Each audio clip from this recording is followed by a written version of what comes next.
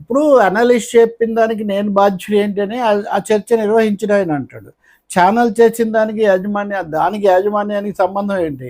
అలాగే ఛానల్కు రాజకీయ పార్టీకి సంబంధం ఏంటి? అంటే దీనికి చివరికి ఎవరు బాధ్యత వహించాలి? రెండుగా విడిపోయిన తెలుగు మీడియాలో ఒకరి మీద ఒకరు రకరకాలుగా మాట్లాడేసుకొని ఆ క్రమంలో ఎద్దులు పోట్లాడుకుంటే లెగదొడ్ల కాళ్ళు విరిగాయని మహిళల మీద, సామాన్యమైన మనుషుల మీద, అణగారిన వర్గాల మీద అనుచితమైనటువంటి పద్ధతుల్లో మాట్లాడితే ఏం చేయాలి? కాబట్టి ఇక్కడ ఖచ్చితంగా ఒక జర్నలిస్ట్గా అయినా నాకు దీర్ఘకాలంగా తెలిసిన మనిషి 20, 30, 20, 25 చాలా చర్చలు చేశాము. ఇక ముందు కూడా చేయొచ్చు. కానీ ఇక్కడ సమస్య అంతా ఆ విధమైన ధోరణిని అనుమతించటం. నేను ఆపింది చాలా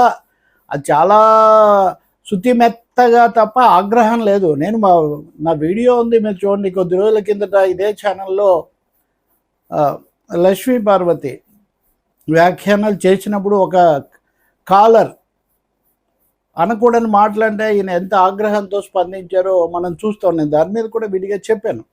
ఆ సందర్భంలో కూడా అనవసరంగా ఎన్టీఆర్ మనవరాళ్ళు వాళ్ళ విషయాలు కూడా తీసుకొచ్చారు. ఇవన్నీ చాలా అసందర్భమైన, అనుచితమైన విషయాలు. రాజకీయంగా ఎవరినైనా ఎంతైనా విమర్శించవచ్చు.